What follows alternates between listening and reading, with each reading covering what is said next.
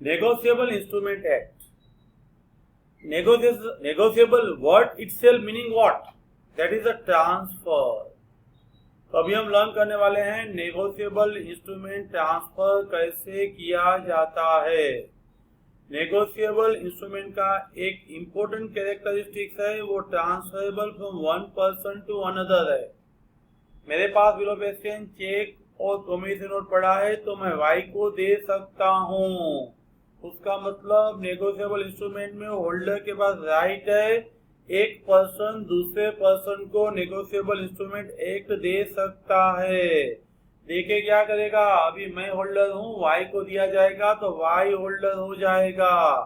Negotiable instrument act transfer एक बंदे से दूसरे बंदे के पास किया जाता है तो दूसरा बंदा उसका होल्डर हो जाएगा, तब उसको हम डीम टू बी नेगोशिएटेड मानेंगे। एक्स के पास बिल ऑफ एक्सचेंज पड़ा था, उसने वाई को दे दिया तो वाई उसका होल्डर हो गया, तो ट्रांसफर ऑफ ओनरशिप हुआ, तो उसको हम नेगोशिएशन बोलेंगे। इसीलिए नेगोशिएबल इंस्ट्रूमेंट दो तरीके से नेगोशिएट किया जाता है, ट्रांसफर किया जाता है। बेरर है तो डिलीवरी, ऑर्डर है तो इंडोर्समेंट एंड डिलीवरी। बेरर है तो उसके लिए जिसको दिया जाएगा वही उसका होल्डर हो जाएगा, सिर्फ डिलीवरी सफिशिएंट होगा। ऑर्डर है तो आपको साइन करना है, साइन करके डिलीवर करना है, तो बेरर में only and only delivery, while order में इंडोर्समेंट एंड डिलीवरी।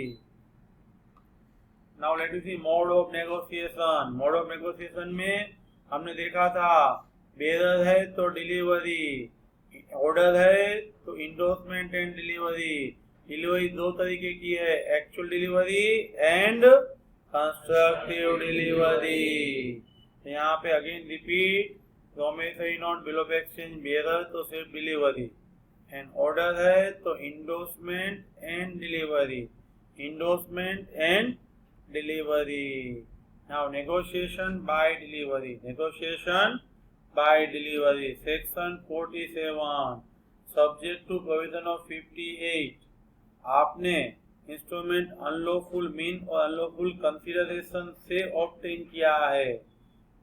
एक्स ने वाई के पास से गलत तरीके से इंस्ट्रूमेंट लिया हुआ है, दारू की बोतल गुजरात में देके इंस्ट्रूमेंट लिया हुआ है, तो ऐसी सिचुएशन में आपको बेरर इंस्ट्रूमेंट देखना है वेदर डिलीवरी से ट्रांसफर होगा या नहीं होगा।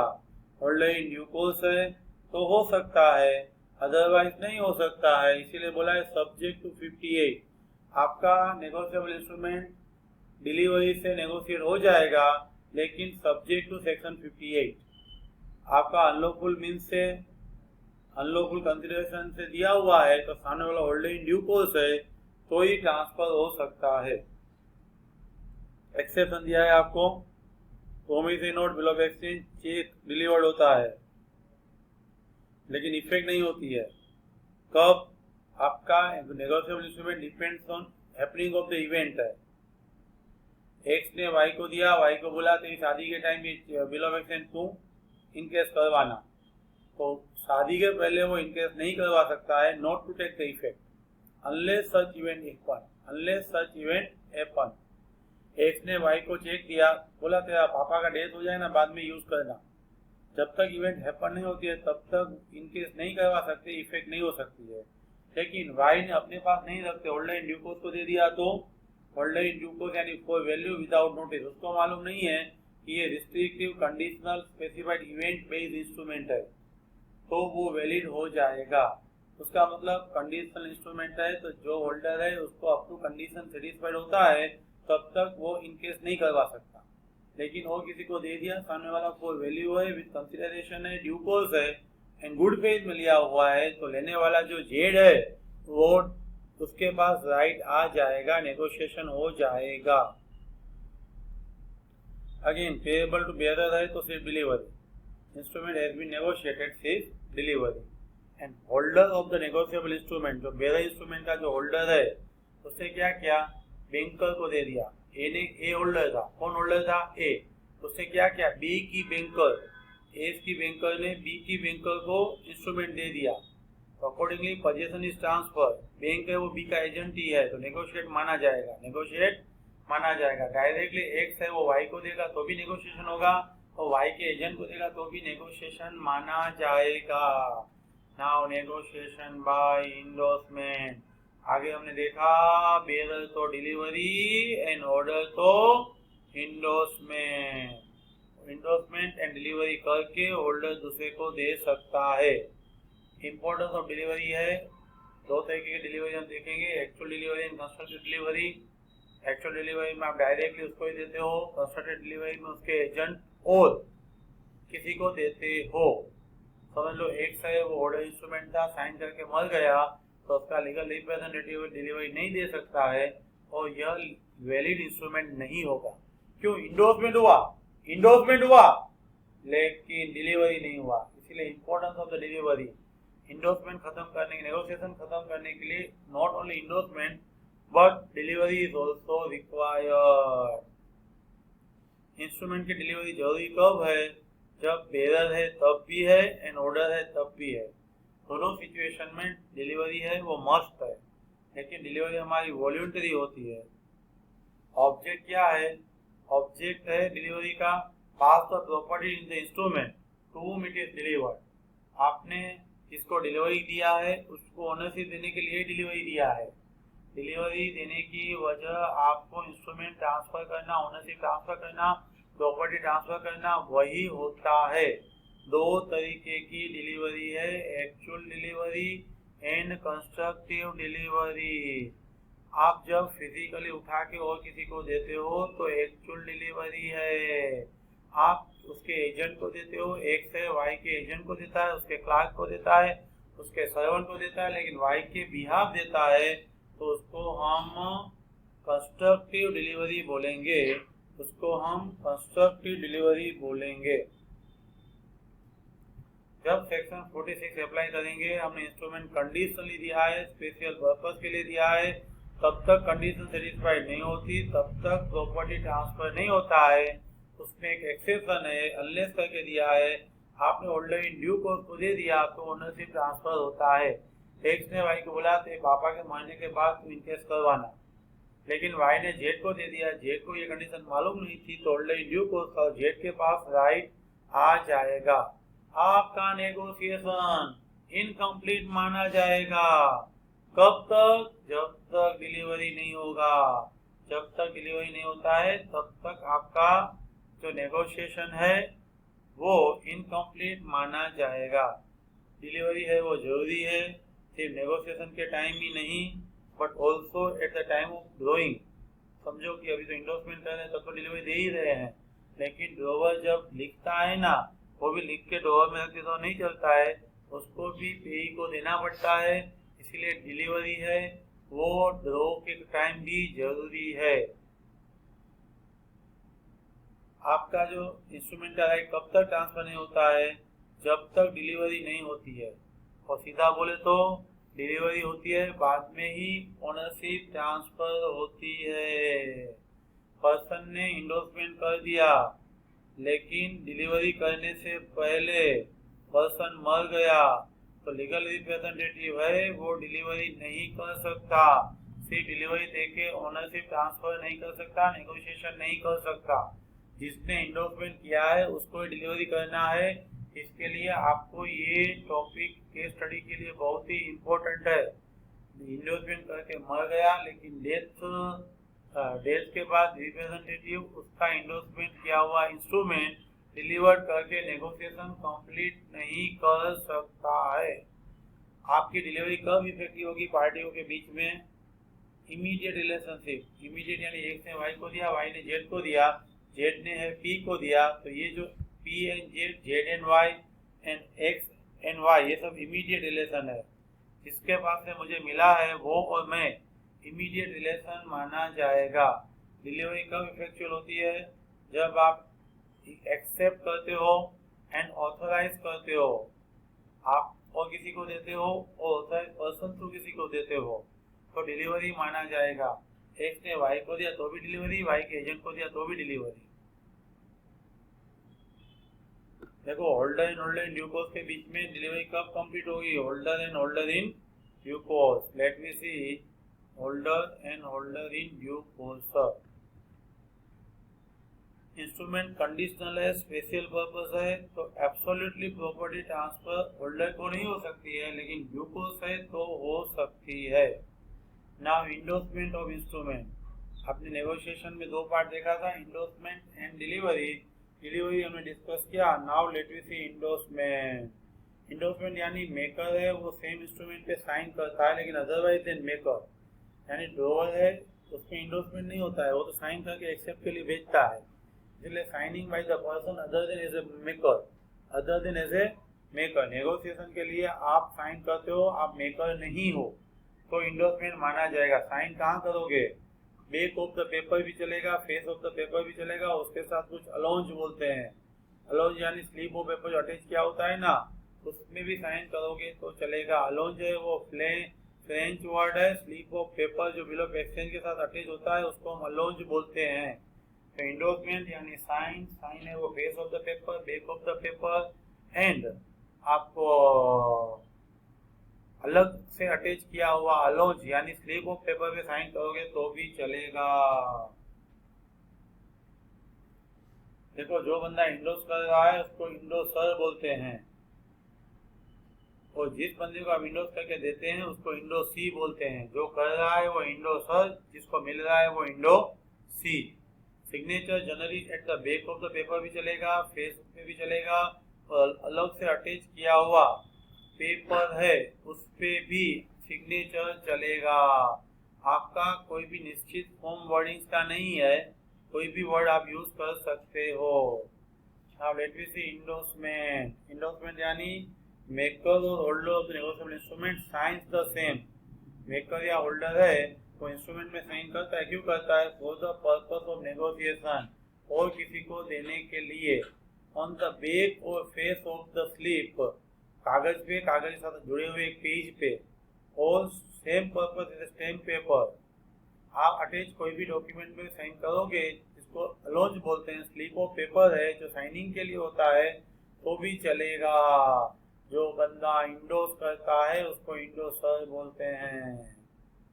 See the example 20। आप है वो बैक, एक्स है वो होल्डर है, बैक ऑफ द पेपर पे साइन कर रहा है, तो X is deemed to be endorsed.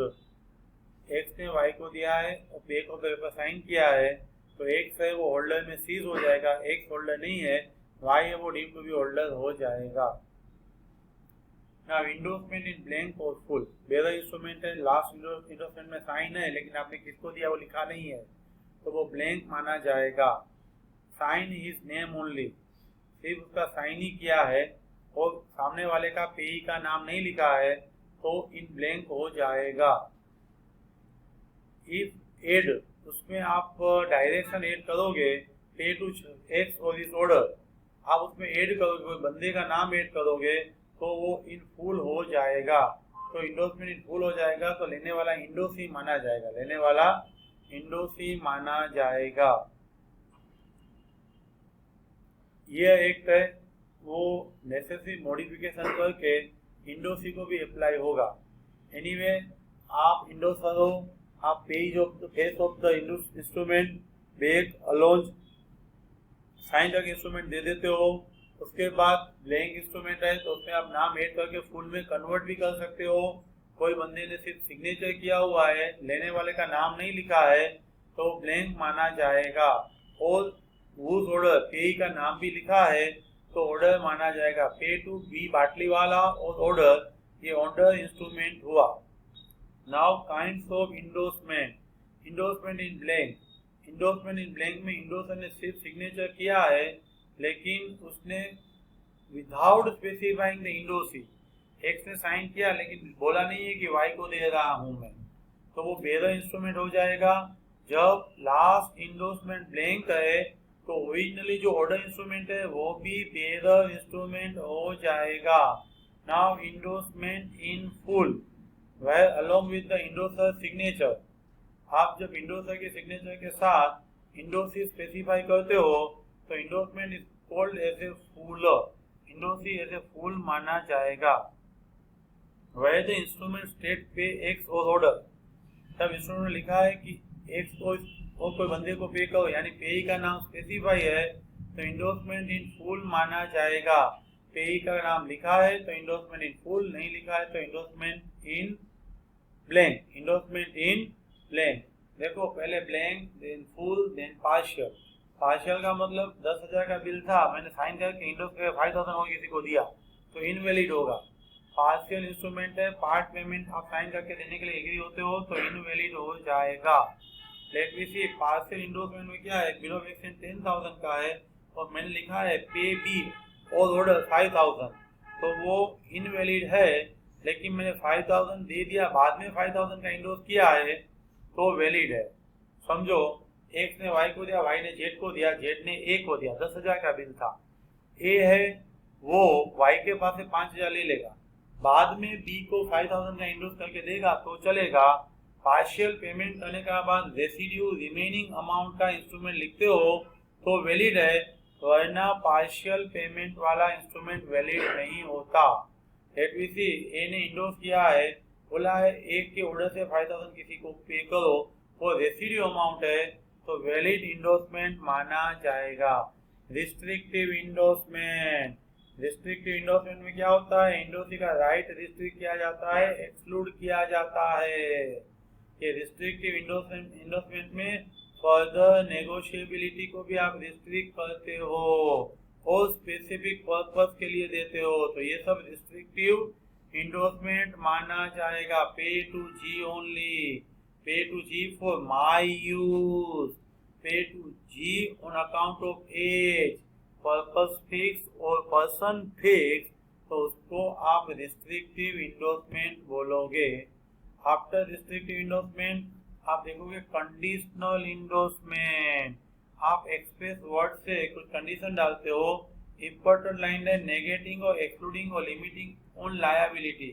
हम वर्डिंग डालते हैं सेन रिकोर्स, सेन पे, सेन रिकोर्स, इसका मतलब मेरी लायबिलिटी नहीं। ए ने बी को दिया, बी ने सी को दिया, सी ने लिख दिया सेन रिकोर्स, सी ने डी को दिया, डी ने ई को दिया, ई है वो डी बी ए पे स्यू कर सकता है, सी पे नहीं। जिसने अपनी लायबिलिटी को नेगेट किया, एक्सक्लूड किया, लिमिट किया, कम किया, वो कम किया है तो वो बंदे पे कोई स्यू नहीं कर सकता। ए ने बी को दिया, बी ने सी को दिया, सी ने सेन रिकोर्स लिख दिया, सी ने डी को दिया, डी ने ई को दिया, तो सेन रिकोर्स है तो सी का लायबिलिटी आएगा नहीं। ऐसी उसी तरीके से happening of the specified event है, तो इवेंट बेस्ड इंस्ट्रूमेंट है, तो जब तक इवेंट इन्फोर्स नहीं होता तब तक इंस्ट्रूमेंट वैलिड नहीं काउंट होगा। कंडीशनल इंडोर्समेंट में देखो सबसे पहला सेन रिकोर्स, एग्जांपल दिया है पे ए और order without recourse to me, तो लिखा है ना वो बंदा निकल जाएगा, उस पर कोई स्यू नहीं कर सकता है।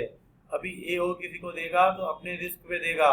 प्रायर पार्टी में जो जिसने सेन रिकोर्स लिखा है ना वो लायबल नहीं है, इंडोर्सर लायबल नहीं है। Liability depends upon the contingency, happening of the event पे डिपेंड कर रहा है। तो जब तक इवेंट हैपन नहीं होगी तब तक उसकी लायबिलिटी अराइज नहीं होगी और इवेंट हैपन होना पॉसिबल नहीं है तो इंस्ट्रूमेंट एक्सटिंग्विश हो जाएगा।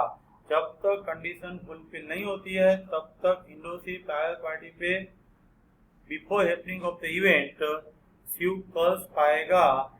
कंटीजेंसी का पॉइंट है, लायबिलिटी अराइज कब होती है, हैपनिंग ऑफ द इवेंट पे, लेकिन यहाँ पे इंडोसी बोला है वो ड्यू कोर्स के मीनिंग में बोला है। समझो कि ए ने बी को बोला था फादर के डेथ के बाद इंस्ट्रूमेंट इनकेस करवाना, बी ने सी को दिया, सी को मालूम नहीं था तो वो प्रायर पार्टी पे स्यू कर सकता है, उसके अलावा बी है तो नहीं कर सकता। फैकल्टेटिव इंडोर्समेंट, फैकल्टेटिव इंडोर्समेंट में जो इंडोर्समेंट करके दे रहा है ना, अपना राइट है ना वो छोड़ रहा है, अपनी लायबिलिटी बढ़ा रहा है। नॉर्मली जब डिसोनर इंस्ट्रूमेंट होता है तब जिस पार्टी को आपने नोटिस दिया है ना वही पार्टी लायबल होती है, लेकिन यहाँ पे इंडोर्सर बोल रहा है मैं आपको इंस्ट्रूमेंट दे रहा हूँ डिसोनर के लिए, मुझे बताना मत, डायरेक्टली मनी लेने आ जाना। Right to receive the notice है वेव किया, राइट टू रिसीव नोटिस है वो एक्सटिंग्विश किया, इस सिचुएशन में उसको फैकल्टेटिव इंडोर्समेंट बोलेंगे। Now sans frais, sans frais का मतलब होता है कि मैं आपको इंस्ट्रूमेंट दे रहा हूँ, आप कभी भी डिसऑनर होगा मेरे पास आओगे तो इंस्ट्रूमेंट का पेमेंट मैं करूंगा, लेकिन मैं उसके कोई एक्सपेंसेस होंगे डिसऑनर के, नोटरी के, प्रोटेस्टिंग के, तो एक्सपेंस के लिए मैं लायबल नहीं हूँ। Not want endorsee to incur any expense on his account, endorser अपने अकाउंट से कोई एक्सपेंस करवाना नहीं चाहता है। फ्रेंड्स, प्ले स्टोर में तेजवान इंस्टीट्यूट का ऐप डाउनलोड करिए, फर्स्ट वीडियो से सुनिए और बुक सामने रख के सुनिए, तो ही समझ में आएगा। Thank you very much.